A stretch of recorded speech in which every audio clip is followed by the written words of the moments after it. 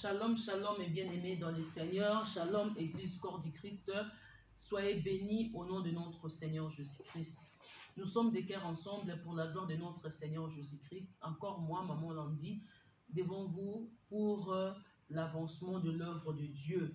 Et pourquoi pas la croissance de nos vies chrétiennes. Et plus loin, bien-aimés, nous sommes dans cette émission, la promesse accomplie. Comme je vous dis toujours, on a besoin de vivre la différence dans nos vies. On a besoin de vivre l'accomplissement de toutes ces promesses dont nous avons besoin, dont le Seigneur nous a faites. Soyez bénis au nom de Jésus-Christ. Aujourd'hui, j'ai un grand thème, un nouveau thème que je vous ai apporté, c'est le discernement des esprits. Nous, étant chrétiens, étant enfants de Dieu, nous avons besoin de discerner les esprits. Nous connaissons les esprits, ce sont des choses que nous ne voyons pas, que nous ne connaissons pas peut-être, mais que nous sentons, que nous vivons d'une manière ou d'une autre. Étant chrétien, né d'une nouvelle alliance avec le Seigneur, né spirituellement dans la vie chrétienne, bien-aimés dans le Seigneur, nous devons avancer. Donc, c'est-à-dire, nous avons cru en Christ, premièrement. Croire en Christ, c'est naître de nouveau. Et après avoir cru en Christ, nous avons besoin d'avancer. Bien-aimés dans le Seigneur, ce n'est pas directement qu'on a la connaissance quand on est devenu chrétien, non. C'est-à-dire, premièrement, on devient chrétien et après, il y a un changement qui arrive d'une manière ou d'une autre. Quand on devient chrétien, ce n'est pas tout de suite là, on va connaître toute la profondeur de la parole de Dieu. À Chifou. Quand on est, donc, naître, on est chrétien, on est béni en Christ, c'est pas tout d'un coup, on va comprendre toutes les choses. Non. La façon qu'on est né, on est sorti des ventres de notre mère, on ne voit pas, on ne verra pas directement, nos yeux ne seront pas directement ouverts, non. Donc, c'est-à-dire petit à petit, on commence à voir, les yeux commencent à s'ouvrir, les oreilles, on attend, on bouge, on sent, on essaie un peu de discerner, de comprendre chaque chose petit à petit que nous grandissons. À partir du premier jour, deuxième jour, troisième jour, et enfin, paf, on arrive à comprendre beaucoup de choses. Ah, ça c'est du pain, la main il faut tenir, les pieds il faut marcher, les yeux il faut voir, les oreilles, la bouche, ainsi de suite. Vous voyez? Et c'est pareil à la vie chrétienne. Quand on est devenu chrétien, on est né de nouveau. Dans la vie chrétienne, il y a plusieurs manières de grandir, il y a plusieurs manières de comprendre les choses. Bien sûr, premièrement, c'est être près de la parole de Dieu, être dans la parole, écouter la parole de Dieu, nous aide à avancer dans la vie chrétienne et à comprendre beaucoup de choses. Et n'oubliez pas notre base, c'est la vie de prière, la relation avec notre Seigneur Jésus-Christ. La relation que nous avons avec notre Seigneur Jésus-Christ nous aide vraiment à avancer. La relation est basée sur base de la vie de prière, premièrement, sur base de la connaissance de la parole de Dieu. La connaissance vient d'une façon de lire la Bible, de méditer la Bible, et bien plus loin, écouter la parole de Dieu, plus loin, entrer vraiment dans la profondeur de la connaissance de la parole de Dieu nous aide à avancer et à comprendre les Écritures. Eh bien, enfin, l'autre chose, c'est la sensibilité, c'est la manière d'étudier, je dirais d'étudier l'atmosphère, l'entourage, l'essence des choses, l'état de l'Église. Ça, c'est très important. Et moi, je dirais tout simplement la sensibilité.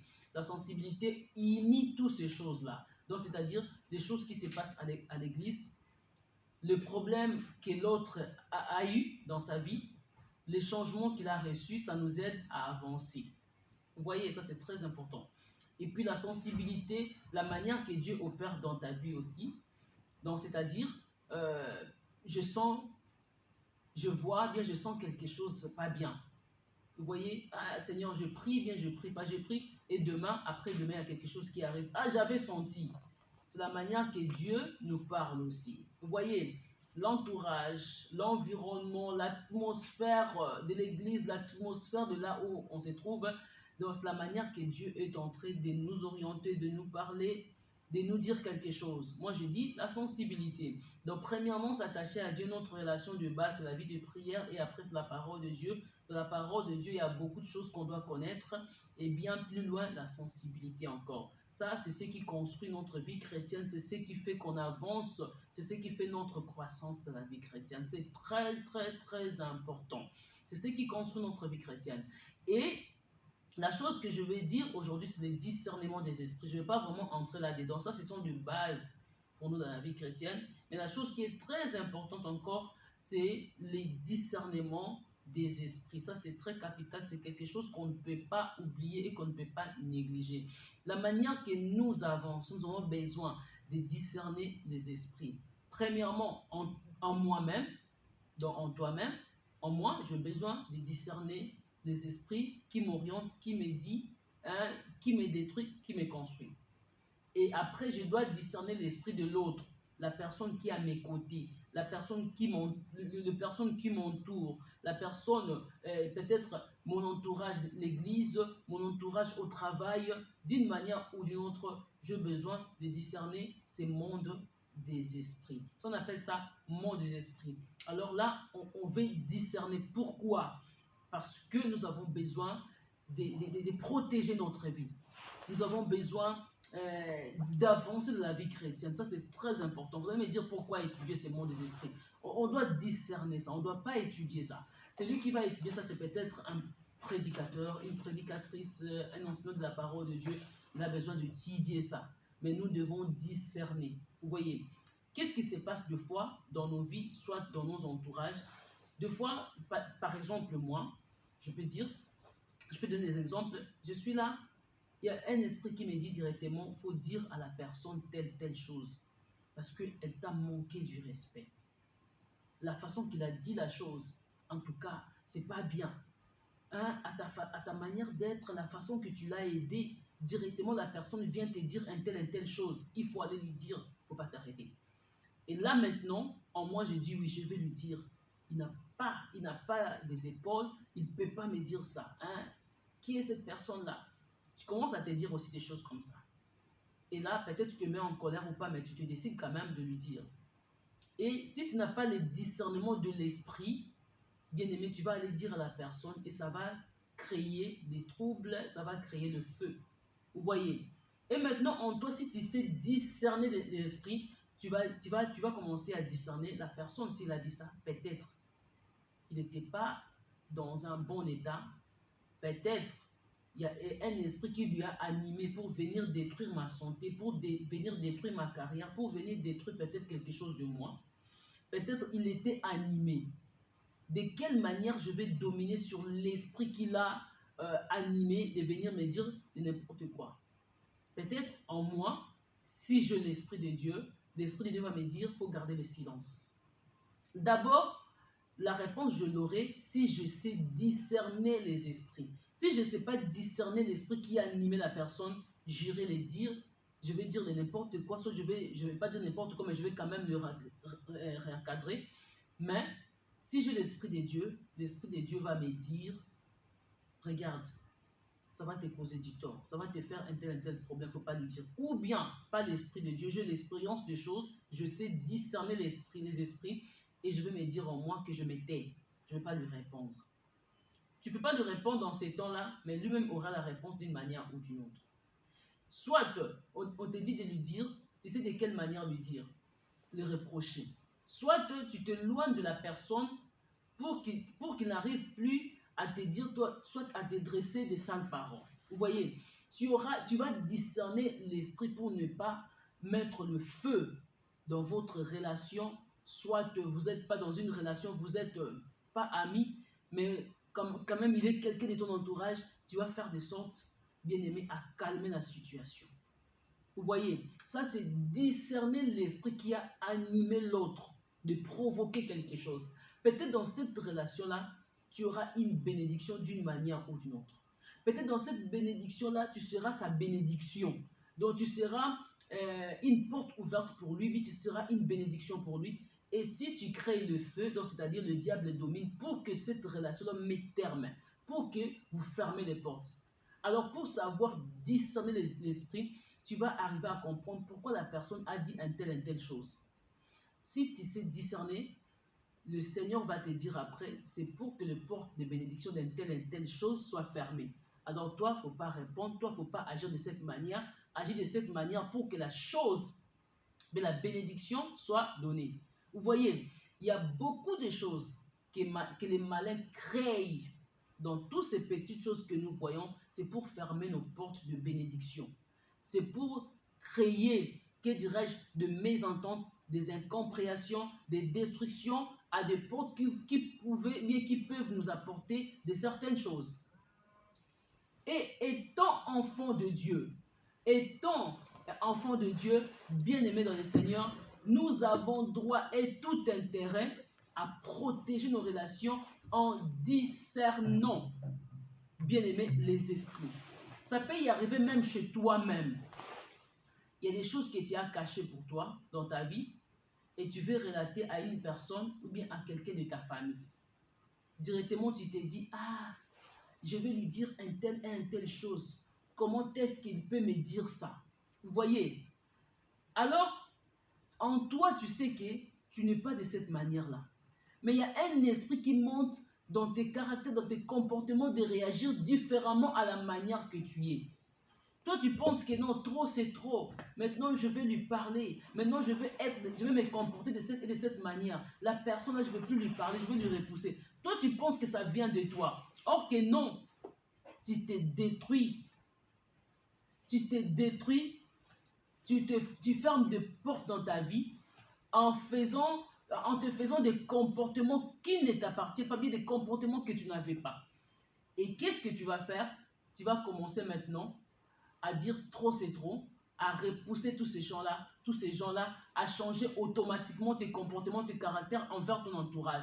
Toi, tu penses que c'est bien, je dois faire ça. Or que non, c'est une destruction tout simplement de ta vie. Alors, il faut discerner cet esprit qui monte en toi, qui te dit, trop c'est trop, je vais leur parler. C'est pour ça que la Bible dit, on ne peut pas se justifier nous-mêmes, c'est Dieu qui nous justifie. S'il nous dit de parler quelque chose, Dieu va te dire, va parler. Mais s'il ne te dit pas, il ne faut pas te justifier. Quelqu'un te fait du mal, quelqu'un te provoque. Au lieu, bien aimé dans le Seigneur, au lieu de te justifier, moi je te dirais, il ne faut pas te justifier. Vas-y, va prier, va chercher la face de Dieu. Dieu va te justifier dans le temps qui convient. Il va te justifier d'une manière ou d'une autre. Il va le faire de sa manière. Faut pas aller vite dire non, c'est pas moi qui a fait ça, c'est lui qui a fait ça, donner du tort directement à quelqu'un, chercher de telle façon, qu'on dit qu'il est mauvais, ainsi de suite. Mais il faut chercher de telle façon, toi, à se retirer dans la prière. Tu cherches de telle façon, toi-même, que tu te retires dans la prière. Vous voyez, il y a des esprits qui montent aussi en nous, qui créent en nous une destruction quelque part dans nos vies, sur nos chemins. C'est tout simplement pour fermer nos portes de bénédiction. Si tu n'as pas l'esprit de discernement, tu vas te dire trop c'est trop. Ok, c'est le temps de ta bénédiction. Et l'esprit va te dire, va de l'autre côté.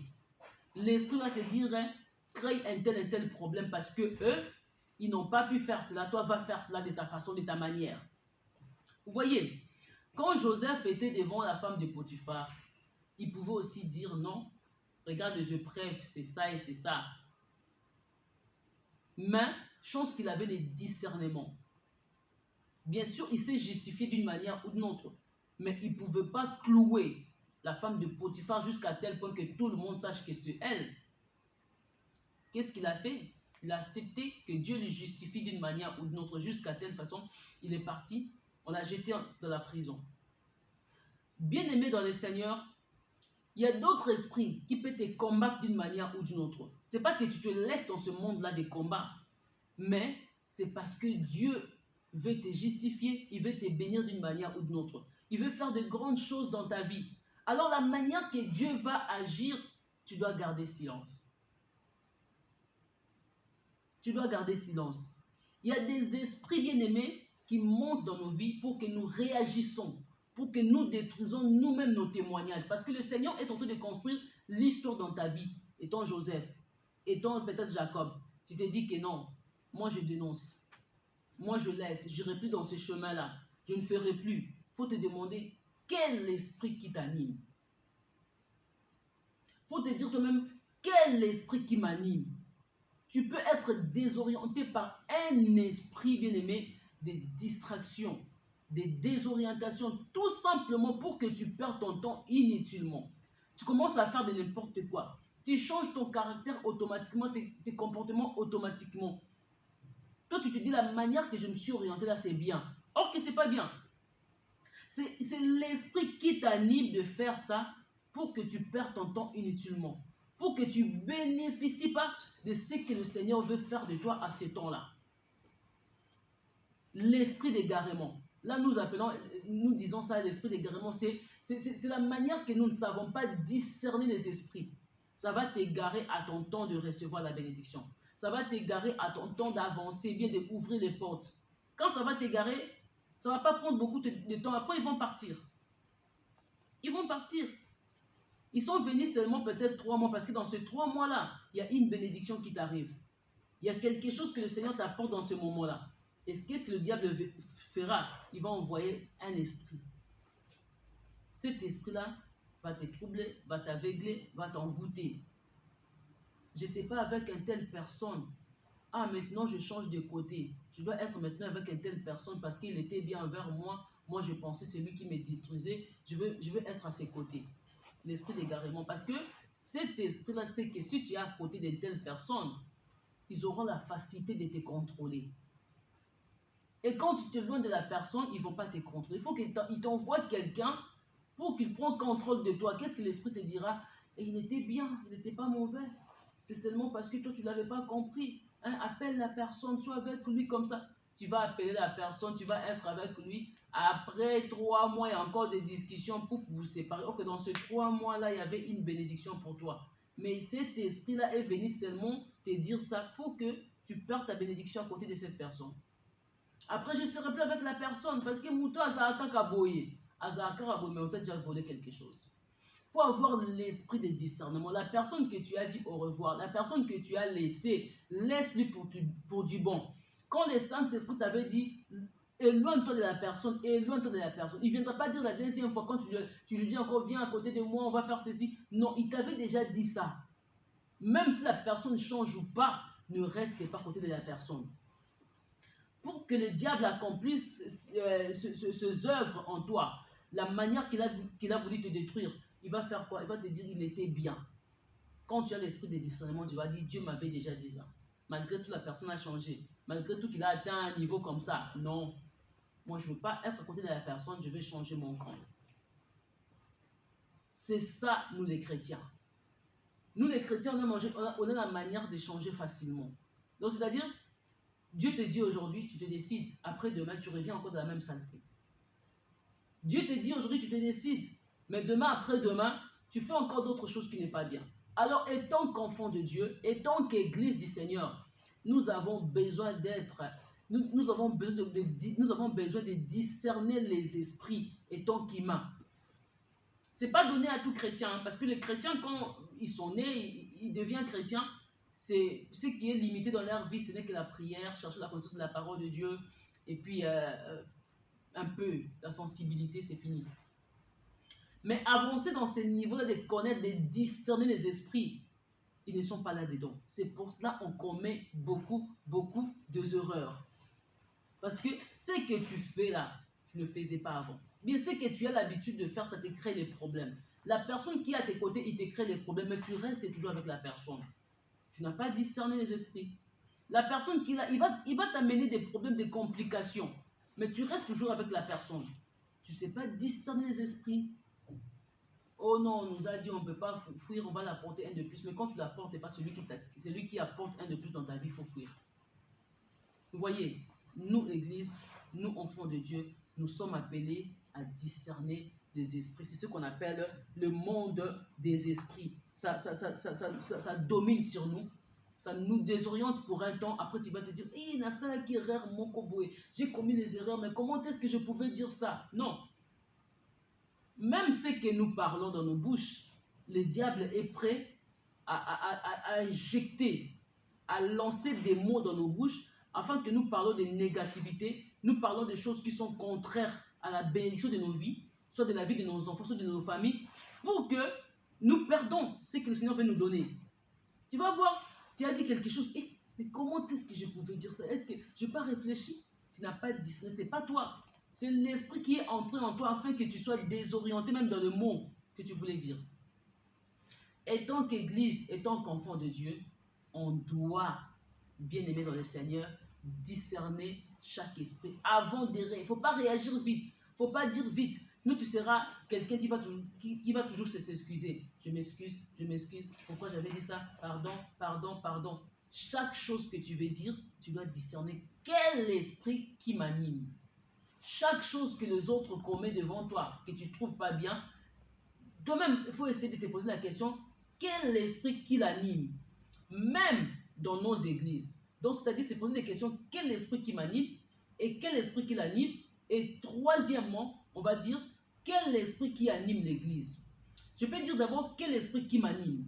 Il y a d'autres façons, peut-être les choses, il y a d'autres façons de voir les choses. Il y a quelque chose, il y a des saletés qui sont passées peut-être dans notre enfance, 20 ans, 30 ans. Ce n'est pas quelque chose à rappeler la personne, soit à révéler la personne l'histoire de son passé, bien l'histoire de ton passé. Et quand tu parles lui dire ce qui est passé dans ta vie et que tu ne devais pas lui dire, donc c'est-à-dire que tu te crées déjà un blocage quelque part. Toi tu dis, ah je vais lui dire parce que c'était passé comme ça. Or que tu ne sais pas ce que tu lui dis là. Lui n'a pas la capacité, il n'a pas une manière de recevoir la chose. Ça va lui compliquer, qu'est-ce qu'il dira? Et Mouton, la personne qui est avec moi, or qu'il était comme ça, or qu'il avait fait ça, ah je ne savais pas, il va te déconsidérer, il va te repousser, il va te voir d'autres manières.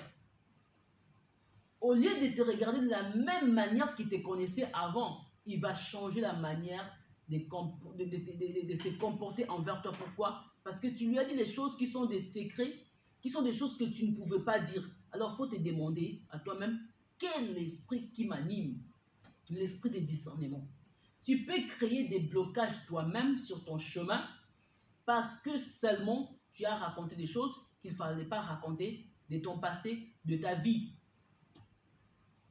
Ce qui est passé, c'est passé. Il ne faut pas révéler cela à tes enfants, il ne faut pas révéler cela à ta famille, il ne faut pas révéler cela à un proche de toi. Sinon, ça va créer des blocages dans ta vie. Tu te dis, ah, je vais parler, ça ne fait rien. Ferme ta bouche. Oublie ça pour du bon. L'esprit qui t'anime, ça peut provoquer sur ton chemin des barrières, des blocages. Ça ne va pas venir de l'autre côté. Le diable va utiliser ta propre bouche parce que c'est toi-même qui le connais. Comme tu connais ça, le diable ne va pas chercher d'autres personnes. Il va chercher où il a dit, si je cherche de l'autre côté, la personne ne connaît pas ça. Comme lui-même le connaît, je vais lui dire, ah regarde, si tu dis ça, c'est bien, la personne sera fière de toi et tout et tout. Tu dis à la personne, allez, tu crées des blocages, tu crées quoi? Tu détruis ta relation. Au lieu que la personne te considère, au lieu qu'il te voit comme si tu étais, je ne sais pas qui, comme un ange, comme entre parenthèses, et il commence à te regarder autrement. Vous voyez, il faut discerner chaque esprit, chaque parole, chaque pensée qui monte dans ta tête. Quand tu raisonnes, sache-le, il y a le diable qui est à tes côtés pour te glisser des mots, des phrases à dire. Dis ça. Quand tu dis ça, hey, il ne fallait pas. Et tu peux avoir quelqu'un à tes côtés qui te dit toujours des paroles, qui te détruit, qui te désoriente à d'autres choses. Fuis. La manière qu'il te parle là, ça va te conduire dans des erreurs. Il te dit ça, toi aussi, tu dis paf. Ce que tu dis là, réagit directement, ça amène quelque chose, ça amène une malédiction, ça amène une destruction quelconque. Là, prochainement, quand la personne dit ça et ça et ça, il ne faut pas réagir. Il faut rester à discerner ce qu'il dit, ce qu'il fait. Il faut comprendre quel est l'esprit qui l'anime. C'est très important étant église, étant enfant de Dieu. Et troisièmement, je vous l'ai dit, donc premièrement, quel esprit qui t'anime. Deuxièmement, quel esprit qui l'anime. Et troisièmement, quel esprit qui anime l'église, l'endroit que tu fréquentes souvent. C'est très important, nous étant église, de comprendre ces trois choses-là. Quand tu es dans l'église, il y a des choses qui se passent d'une manière ou d'une autre. Le pasteur se comporte comme ça, le frère se comporte comme ça, l'autre se comporte comme ça. Que penses-tu? Tu trouves cela pas bien. Peut-être tu as raison, mais il faut te demander quel esprit qui les anime. Et en toi maintenant, il faut te dire, je vais me comporter comment? Si Dieu te dit de rester dans la même place, dans la même église, donc c'est-à-dire tu auras une manière à te comporter pour détruire cela. Tu comprends? Parce qu'il y a des choses, il y a des esprits qui peuvent animer l'endroit, une place là où tu te trouves. tu dois savoir et comprendre. Premièrement, tu dois discerner et deuxièmement, tu dois donner la réponse à ces esprits-là. À un esprit qui t'anime, à un esprit qui lui anime, à des esprits qui animent un lieu, une place là où tu te trouves. Si Dieu te dit de t'éloigner, tu t'éloignes. Mais si ne te dit pas de t'éloigner, donc tu as une réponse, tu as une solution à apporter. Donc, quatrièmement, c'est maintenant la manière que tu dois répondre, que tu dois, euh, que tu dois avancer pour repousser toutes ces forces. Les esprits, ce sont des forces qui dominent un lieu, qui dominent une personne, qui peut aussi te dominer. Alors toi, tu as une force qui s'appelle Jésus-Christ. Tu as l'autorité, tu as la domination de dominer sur ces mondes des esprits. Tu peux repousser, tu peux réencadrer la personne, tu peux détruire la force qui domine à ton proche, à l'église, bien dans ta vie. Mais comment? Si seulement tu sais discerner et deuxièmement, si tu sais dominer. Un enfant de Dieu, c'est celui qui domine. Dans la quatrième partie, c'est quelque chose que nous allons vraiment développer ensemble. Vous voyez, donc c'est là où nous devons dominer sur le monde des esprits pour bien avancer dans la vie chrétienne, pour bien protéger notre milieu et notre entourage. Et cette quatrième partie-là, je vais vous dire ça prochainement. Si je crois, Dieu va nous faire grâce de parler sur cette quatrième partie que nous disons dominer sur les esprits, repousser les esprits, protéger nos vies contre toutes ces forces qui nous combattent d'une manière ou d'une autre. Soyez bénis au nom de Jésus-Christ.